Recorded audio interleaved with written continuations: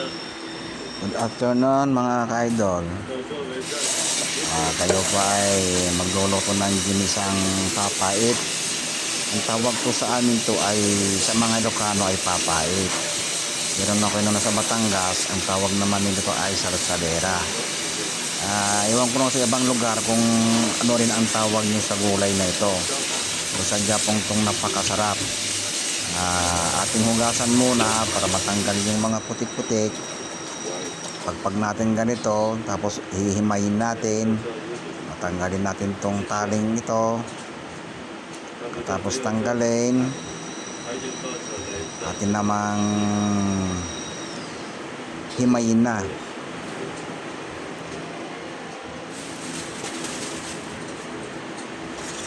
Maraming klaseng luto sa gulay na ito. Ano ding alam yung luto sa lugar nyo, pero sa amin dito ginigisa lang po namin ito sa kamatis at sinasahugan ng kung anong mga merong pangsahog na isda. Pwede na rin yon, pwede rin puro na ganito na, ayos na yan. Hinihimay ko na po ito, pinipili ko yung mga magandang dahon kasi meron mga halong mga hinog na dahon. Maganda lang ang kunin natin dito mga ka-idol. Sige, himay-himayin pa natin ito na at malapit na matapos para tayo ay makapag-gisa na.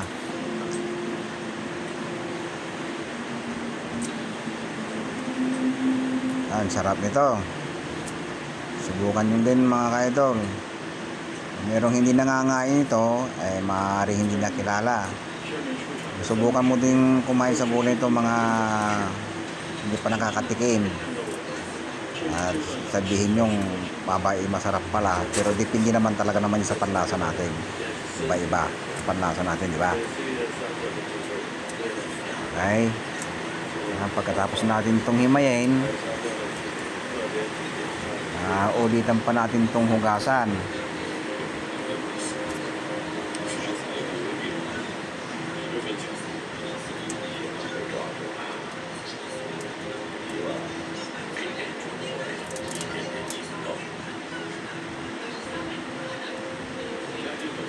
Lakas ng ulan dito sa amin sarado na ang bahay, bintana, lakas, di na dinig.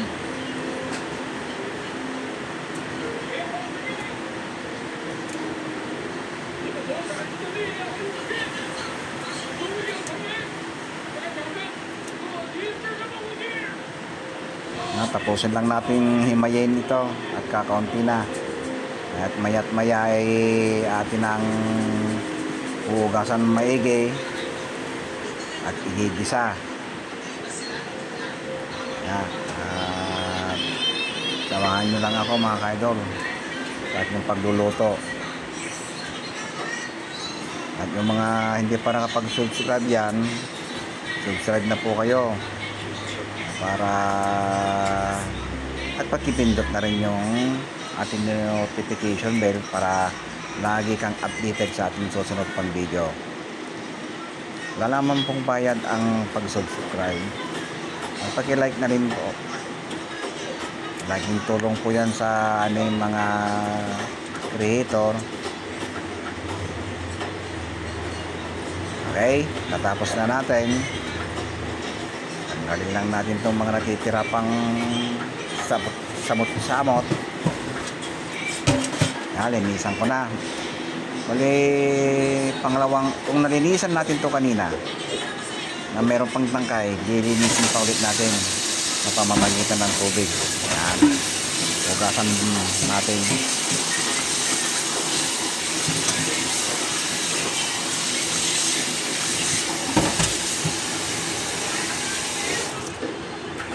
Hanggang matanggal ito ng mga titira pang mga putik-putik. Siyempre dahil sa lupa galing to, may putik-putik po ito, kailangan malinis.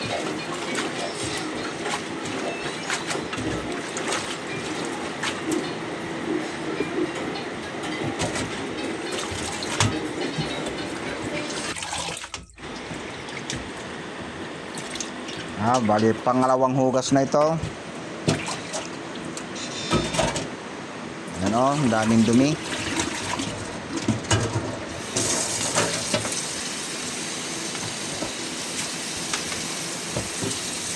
Ito kagandahan sa mga taga-probinsya. Sariwang gulay talaga ang ating mga kakain. Nilinisan ko pang mabuti para matanggal po yung ating mga inaakala pang dumi. Yan, nilagay ko na sa strainer para yung tubig tumagos dyan. Dahon lang ang matitira.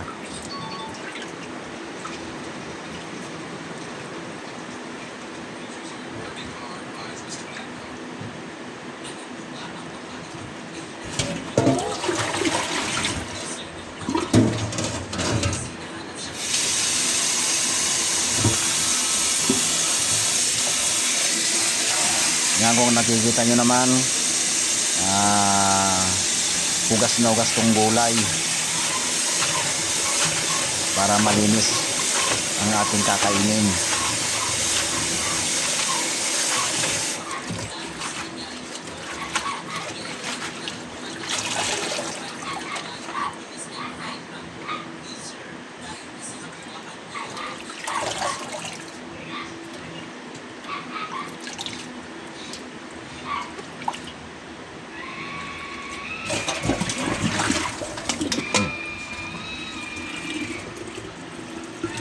Okay, natapos na natin hugasan.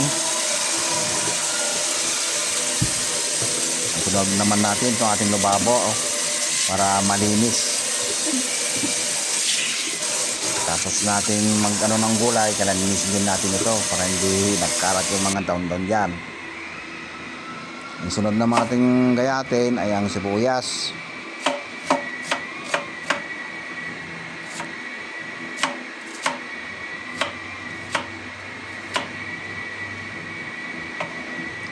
Okay, manipis lang ang pagkahiwa natin para madaling igisa. Sunod naman natin ay itong bawang. Yan, gayatin din natin nito ng pino. Pinong-pino. Kasing nipis. Okay.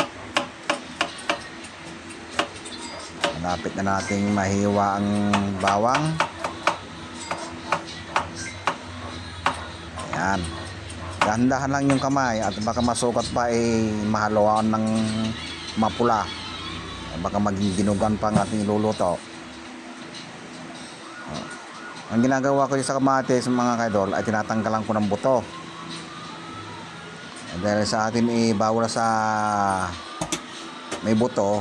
Ating mga rayuma, acid, bawal talaga yan, butong yan. Kaya tinatanggal ko. Yan.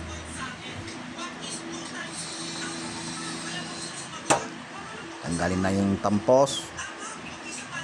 Huwain natin. Tanggalin natin ulit yung buto. Yan, piniga ko na lang para mas madali. Ganun itong kabika.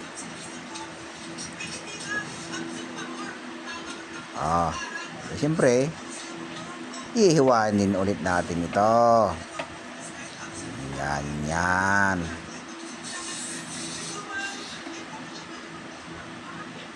Kaya ba mga kaidol, ano bang paborito nyo luto sa papait na dahon o salsalera sa Tagalog? Pwede mo rin yung lagyan ng iklog. Gisa mo, tapos lagyan mo ng iklog, pwede rin. Sa akin kasi tilapia. Prito ko ito. Tilapia. Siyempre, bago natin iprito, hugasan muna natin maigi.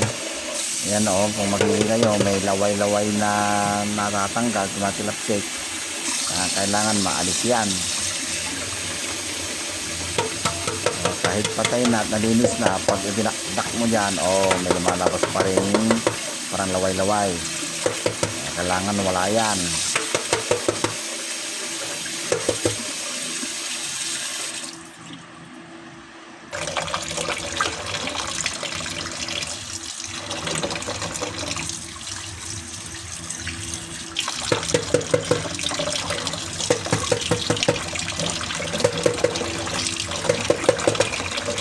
Yan ang ginagawa ko para hindi malangsa itong tilapia.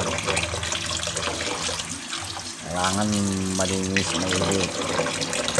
Ano kong ginawa dyan ay lagyan ko muna ng asin sa kasuka. Pagkatapos una inihinyawan ko na ng tubig para mawala yung asim at alat. Okay, tapos na tayo.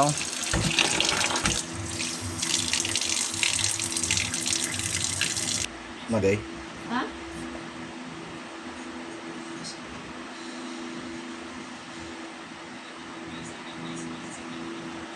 Ito na yung sinasabi ko kanina.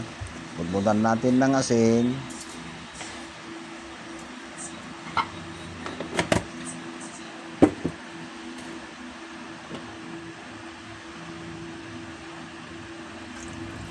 Sunod natin ang suka. Buhos natin.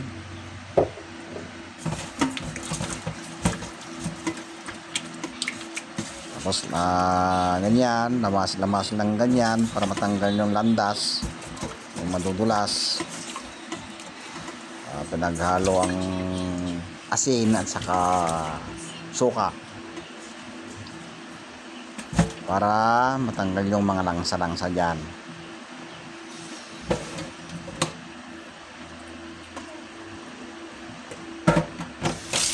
Yan, tapon na natin. Ngayon, hugasan naman natin.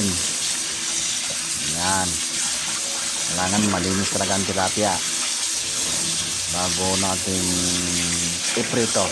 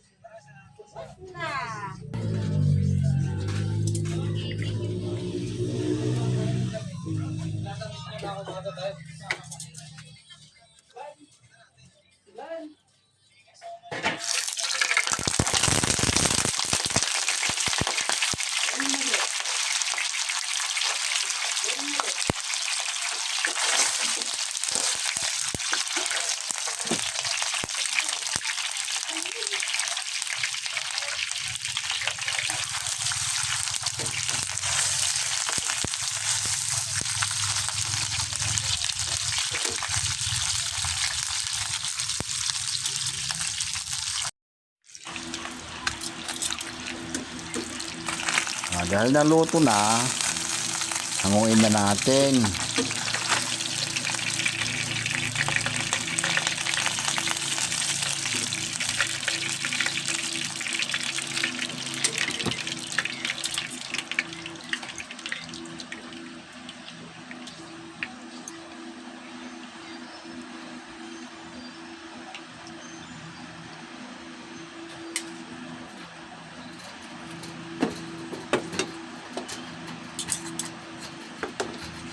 Ayan mga kadol, yung pinagprituhan natin, tanggalin natin. Sasalin natin dito para hindi mamantika itong ating ginisang papait o salsa-salira.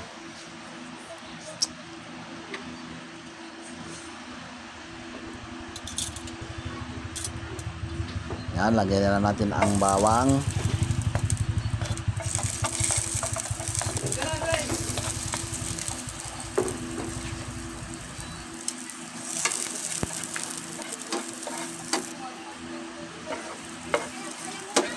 Dahil nag-brown na ang bawang, alam natin ang isusunod dito, ay itong sibuyas.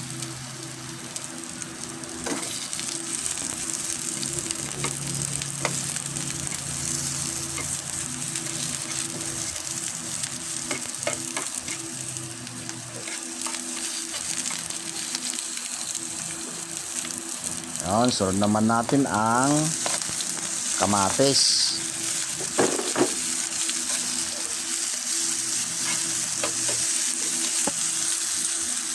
Kung makikita nyo, konti lang ang mantika nyan.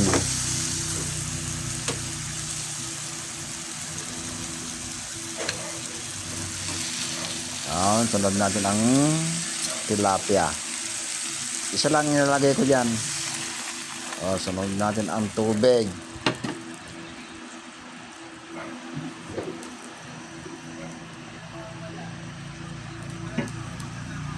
Go.